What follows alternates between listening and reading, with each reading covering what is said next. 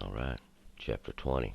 When you goest forth to battle against your enemies, and seest horses and chariots, and a people more than you, and you shall not be afraid of them, for the Lord your God is with you, who brought you up out of the land of Egypt. And it shall be, when you draw nigh unto the battle, that the priest shall approach and speak unto the people, and shall say unto them, Hear, O Israel, you draw nigh this day unto battle against your enemies. Let not your heart faint, fear not, nor be alarmed, neither be you affrighted at them.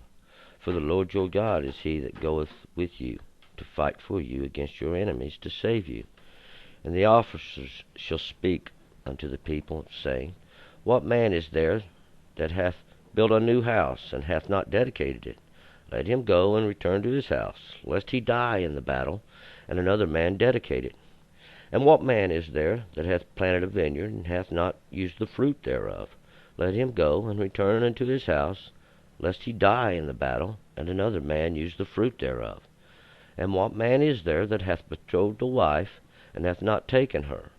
Let him go and return unto his house, lest he die in the battle, and another man take her. And the officers shall speak further unto the people, and they shall say, What man is there that is fearful and faint-hearted? Let him go and return unto his house, lest his brethren's heart melt as his heart. And it shall be, when the officers have made an end of speaking unto the people, captains of hosts shall be appointed at the head of the people. When you draw nigh unto a city to fight against it, then proclaim peace unto it.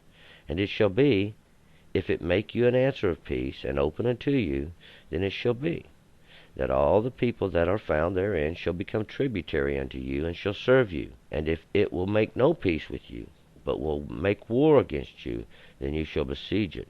And when the Lord your God delivereth it into your hand, you shall smite every male thereof with the edge of the sword. But the women and the little ones and the cattle, and all that in the city, even all the spoil thereof, shall you take for a prey unto yourself, and you shall eat the spoil of your enemies, which the Lord your God hath given you. Thus shalt you do unto all the cities which are very far off from you, which are not of the cities of these nations. However, of the cities of these people that the Lord your God gives you for an inheritance, you shall save alive nothing that breatheth, but you shall utterly destroy them, the Hittite, the Amorite, the Canaanite, and the Perizzite, and the Hivite, and the Jebusite, as the Lord your God hath commanded you, that they teach you not to do after all their abominations which they have done unto their gods, and so you sin against the Lord your God. When you shall besiege a city a long time, in making a war against it to take it, you shall not destroy the trees thereof by wielding an axe against them, for you mayest eat of them, but you shall not cut them down. For is the tree of the field man, that it should be besieged of you? Only the trees of which you knowest that are not trees for food, you mayest destroy and cut down, that you mayest build bulwarks against the city that maketh war with you, until it fall. All right, let's go back up here to verse 1. When you goest forth to battle against your enemies, and seest horses and chariots, and a people more than you, you shall not be afraid of them, for the Lord your God is with you, who brought you out of the land of Egypt. God's saying, or Moses is teaching them, that when you see a mighty people, don't be afraid. Remember that the Lord is going before you. The Lord's doing your fighting for you.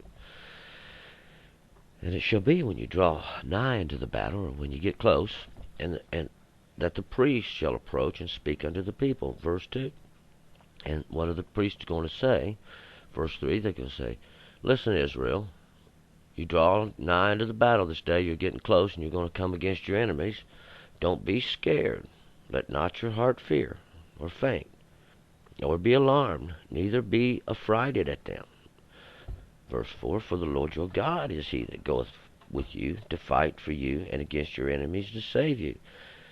Reminding them, or constantly reminding, these priests are constantly reassuring the children of Israel that God is going before you. It's your obedience that's brought you here.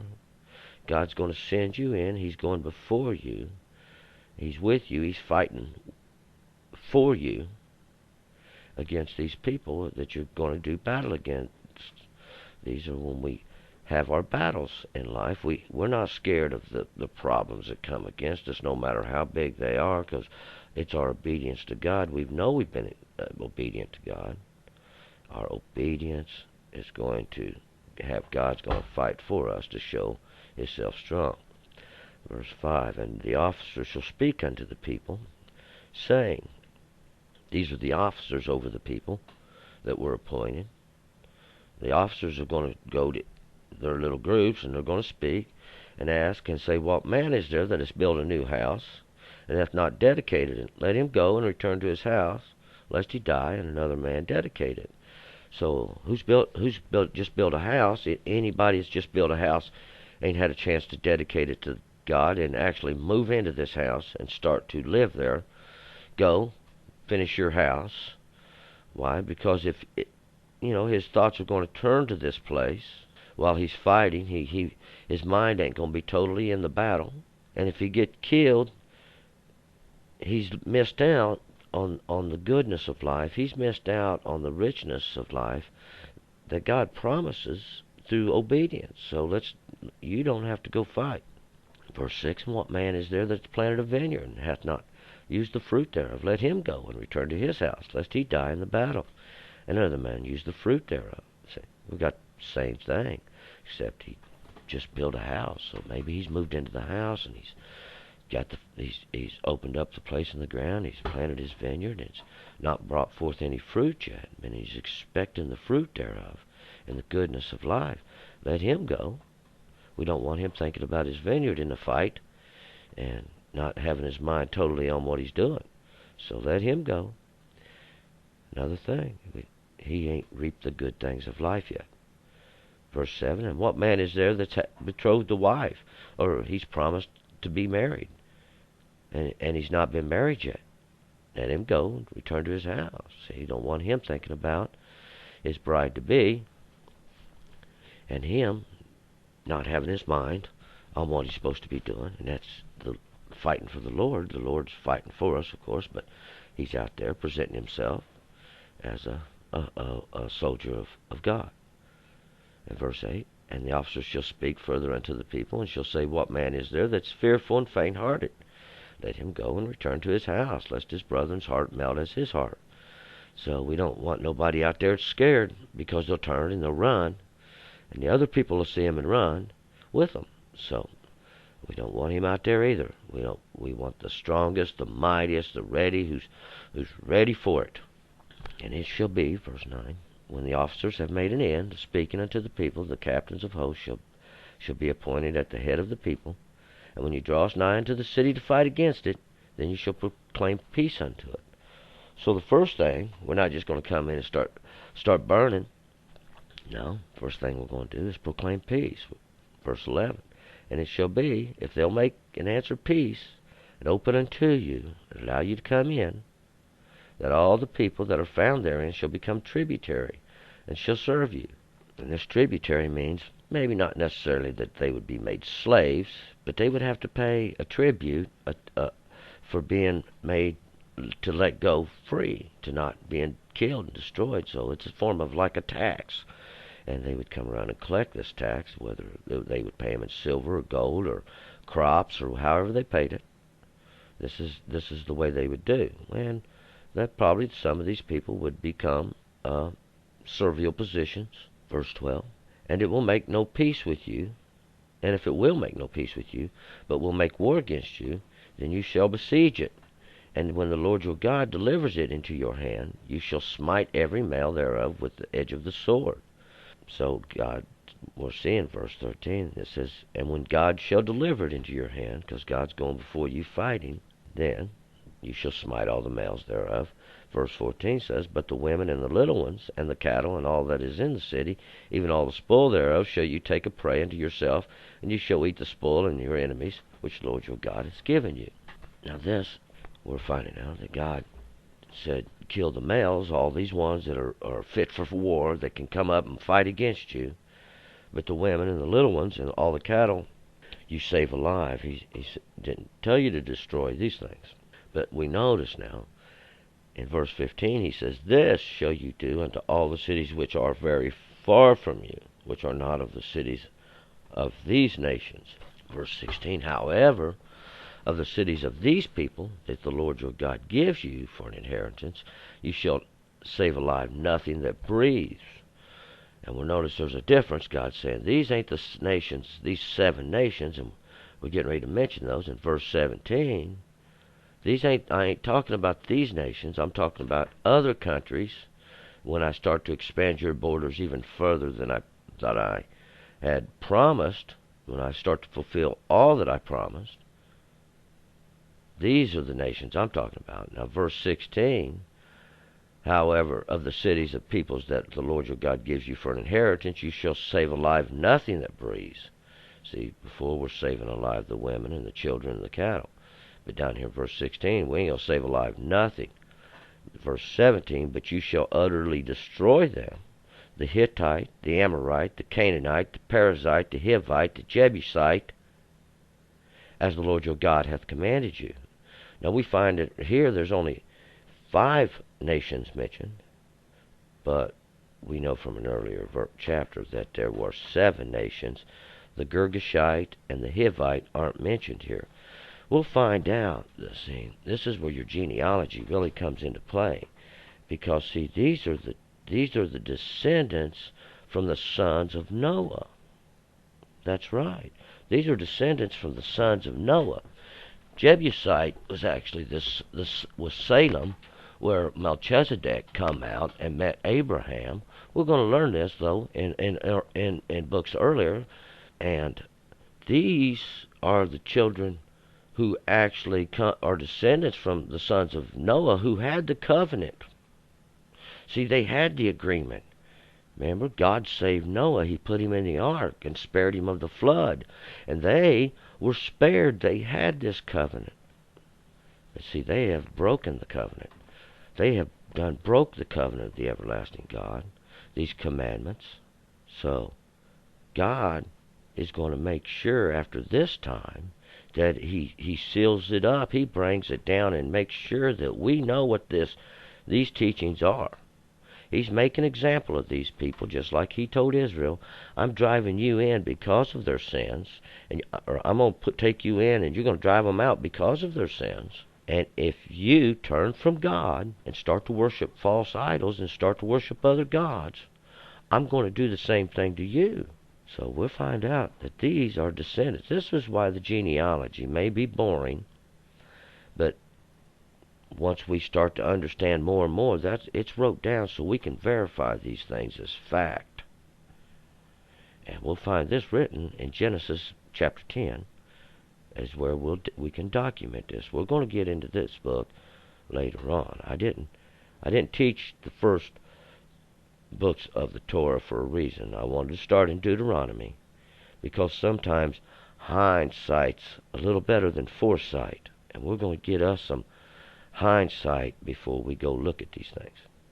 That you teach 18, that they teach you not to do after all their abominations they have done unto their gods, and so you sin against the Lord your God. Verse 18. God don't want you doing after the abominations that they've done.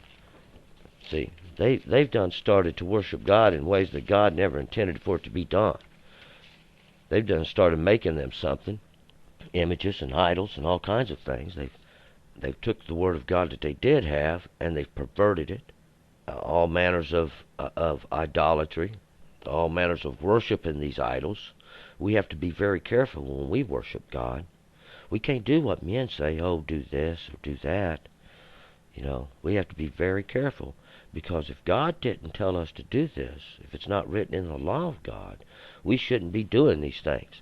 Just because some man thinks that he's made himself holy, he's not allowed to teach you anything that's not written down in the Word of God, the Scriptures. So when he goes and does these things, then he's stepping outside and teaching you to worship God after all the ways that these others have worshipped these strange gods that are not gods at all. That's what verse 18 is saying, that they teach you not to do after all their abominations.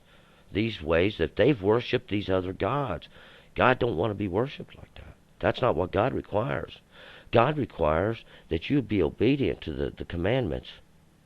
God requires that you take care of the needy. God requires that you look out for the widow and the fatherless. God requires that you teach the truth. And that's one thing we have to remember, that we don't do after the ways other people worship their gods, because they may do all kinds of abominations. We are not allowed to do that. God said, don't do this thing. 19, when you shall besiege a city a long time, and making war against it, take it, you shall not destroy the trees thereof, wielding an axe against them, for you mayest eat of them. But you shall not cut them down, for it is a tree of the field man, that it should be besieged of you. We're talking about fruit trees here. We're talking about the apple trees and the olive tree and the pomegranate. We're talking about all these trees that give us fruit and food. Don't go cut these trees down. These trees are for people, or for food. You can eat the food out of them. All the fruit's edible. Then when we'll take this back to the Garden of Eden. See, when God told Adam and Eve, you can eat all the fruit. There's one fruit you can't eat of. See, all these trees. This is a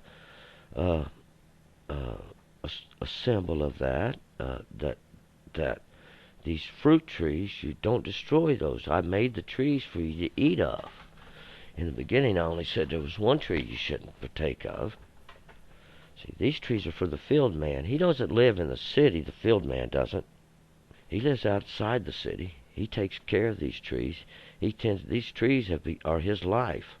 See, he takes the fruit thereof. He sells the fruit.